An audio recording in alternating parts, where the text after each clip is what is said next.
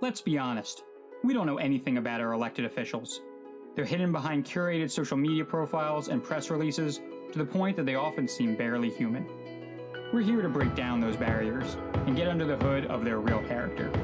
Our guest today is the Mayor of Jersey City, Steve Fulop. My name is Scott Salmon, and this is Politically Driven. The first job I ever had, I worked most of my childhood in my dad's deli in Newark. Mm-hmm. I'm an expert in deli meat. And you have a favorite cut? I used to carry all just boar's head lion meats. I eat the same stuff. I eat the boar's head and maple glazed honey turkey. Mm-hmm. But I used to do that on weekends and throughout the summer, and that was my job. Okay. And then I went away to college and tried to escape that job, so I went away. Mm-hmm. So that's why I didn't stay in New Jersey at Rutgers. It's still there in Newark. It's really? What's it called? It's Queen Pizza now, and next door is Photoloft, my mom's immigration services business. So they've had that immigration services business for like 40 years, helping people get citizenship. And that's awesome. Yeah, it's like a block away from City Hall. So if anybody's in Newark City Hall, it's the same side of the street, half a block down. Okay. Yeah. Towards the immigration building.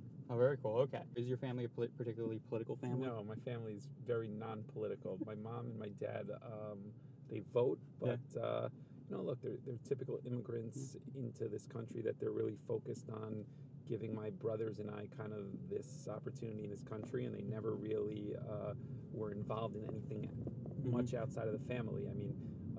They wanted us to try and be as American as possible. Right. They both immigrated here in their late teens, early 20s, and they met here. So thus my brothers' names are Dan and Rich, and I'm Steve, obviously.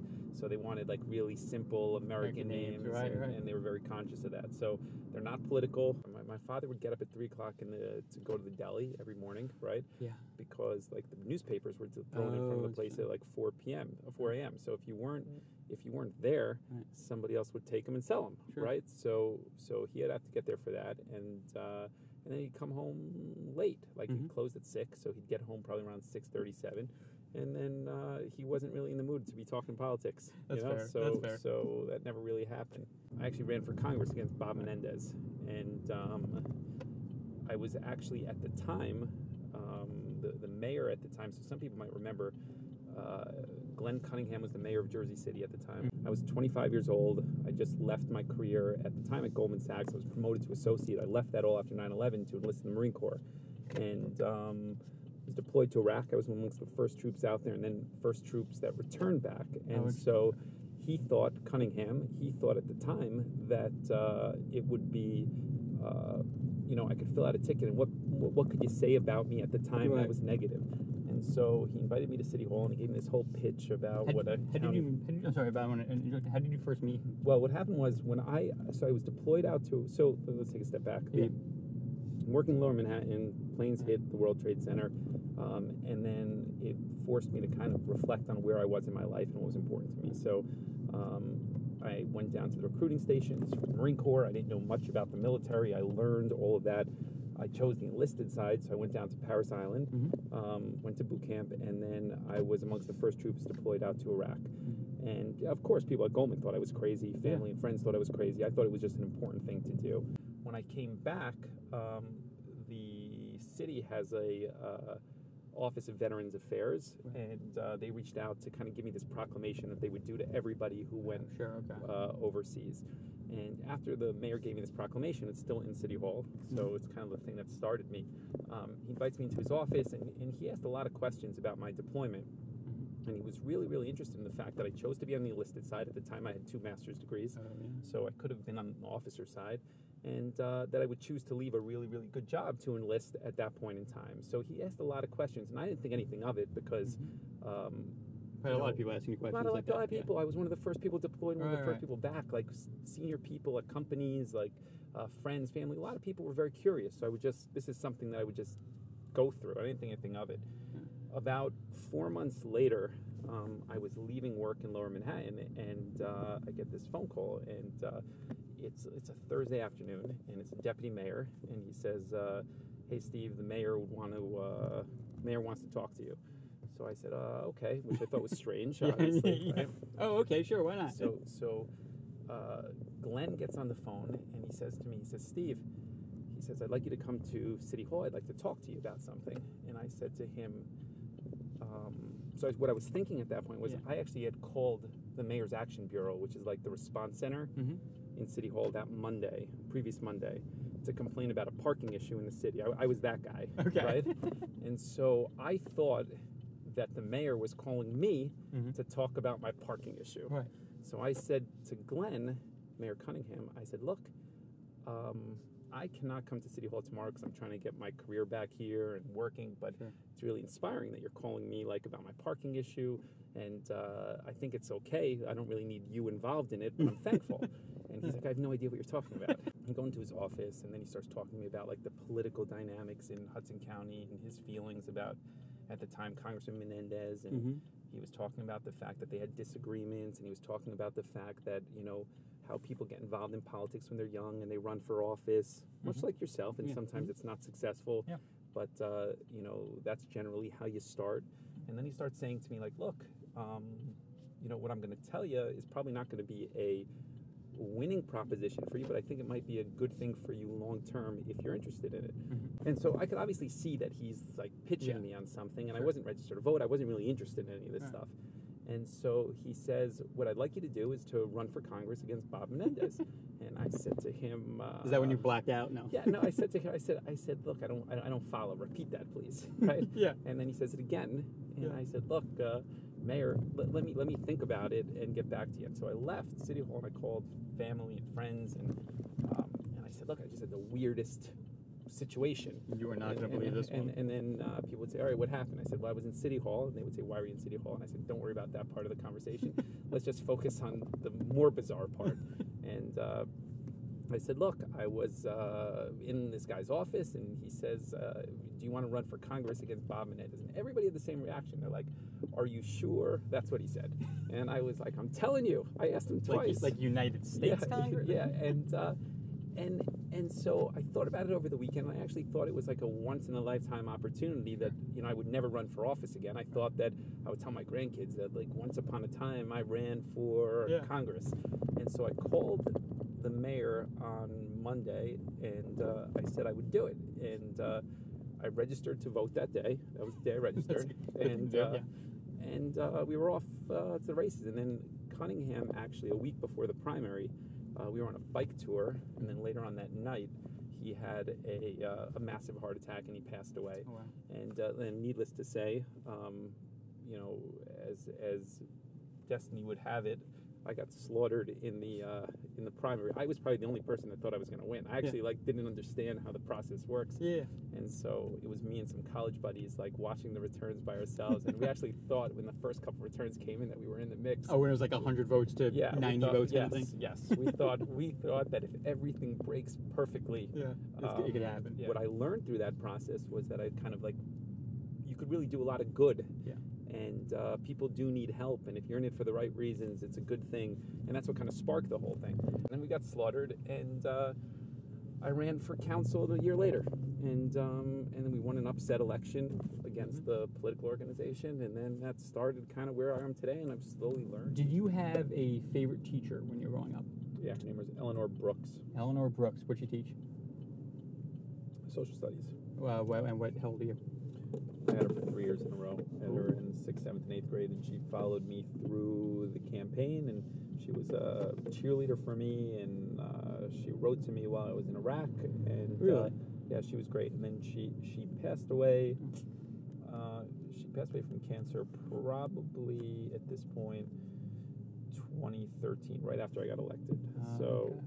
But she said she got to see that. Yes, that's pretty cool. But I mean, she was very sick at that point. Sure. But yes, bar none, she was the best and probably had the most influence on me, because I wasn't the best student, and she was understanding and could see that I had more potential than maybe just my grades reflected. You just announced a couple days ago that your wife is pregnant. Is that correct? Yeah, we're actually yes, and we're expecting a boy, and January 2nd. That'll be our first, and it's been a long road. Like last year, we had a miscarriage, and now she would say that she had, whenever I say we, Yeah. or we are pregnant, she takes exception to that because Okay. she says, you know nothing about it. And so, that said, Yeah. so last year was a tough year for us, a second trimester. So it was, wow. we thought we were out of the weeds, Right, and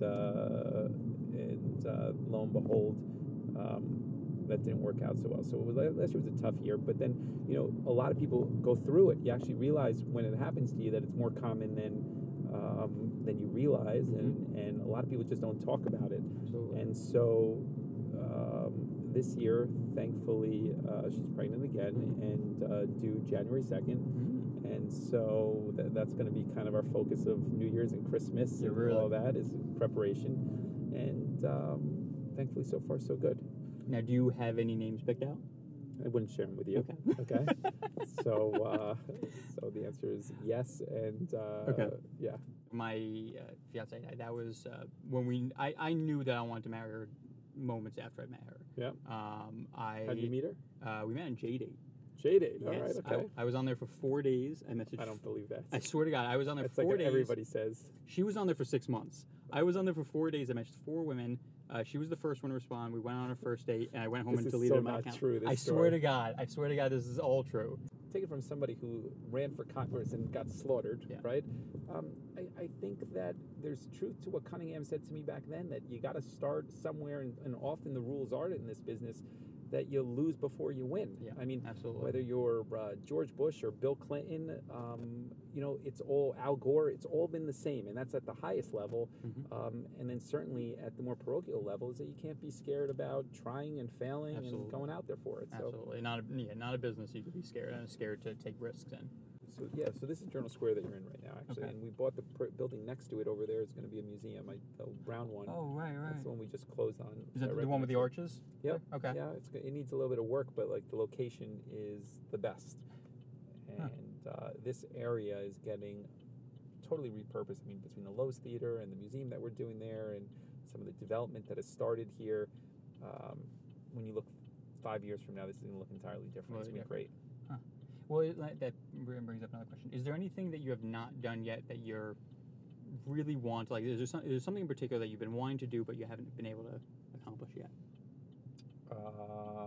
I'm sure there are a lot of things. Yeah, but I gotta mention there's something that sticks out there. No, most of the stuff that I've been trying to get done, we figured out a way to get accomplished. So, I mean, we're building a 17-acre science center expansion onto Liberty Science Center. We're building a new museum over here. We're building a whole municipal complex on the south side of the city. We're doing 3 new police precincts. We're expanding the police department, the fire department. We've totally revamped our EMS system. I mean, like, if I think about every aspect of government in isolation that we've been able to touch on, there's nothing that I would say that wow, that was a total failure. There's projects within them that I would say, well, I could have done that a little bit better, or I maybe should approach that a little bit differently. But there's nothing out there at this point that I would say, wow, we totally struck out on that. Sure. What did you think you wanted to do when you were a kid? What did I think I wanted to do? I wanted to be an astronaut. Yeah, I wanted to be. I was going to say an astronaut. I mean, I like an astronaut, and then when I got a little bit older, like I said, my life was consumed by soccer, right? All through college. So that was really what I wanted to pursue. Right. And then, I mean, even when you were working on Wall Street, I imagine there aren't a whole lot of kids that say, I want to be a finance analyst or something. I didn't love that job. Like I mean, I was lucky to be at what was at that point considered the most prestigious firm, and I was lucky that I was promoted and they valued me and they put me on the fast trajectory, and I really left because at the end of the day, like, I just didn't love it, and I knew that I would never be the best at it because I didn't love spreadsheets, and I didn't love like accounting, and I didn't love even trading, right? Like, I didn't love it, and so I was good at it, but I wasn't great at it. And I just think you got to be, like, to be good at anything, you got to love it. And, like, I'm not going to say that, I'm the best mayor ever, but what I can tell you is that I love the job, right? Yeah. And so I think that every day I get up excited for work, and I'm enthusiastic, and I'm thinking about ways to move the city forward. And I knew I would never have that if I stayed at, finance. So absolutely. So that's what kind of drove my professional decisions, and when this is done, I don't know what I'll go back to do. I'll figure out something else, and another chapter, between the military and this, and finance, I'll try something else. You know, I don't want to be defined really by one little component of it.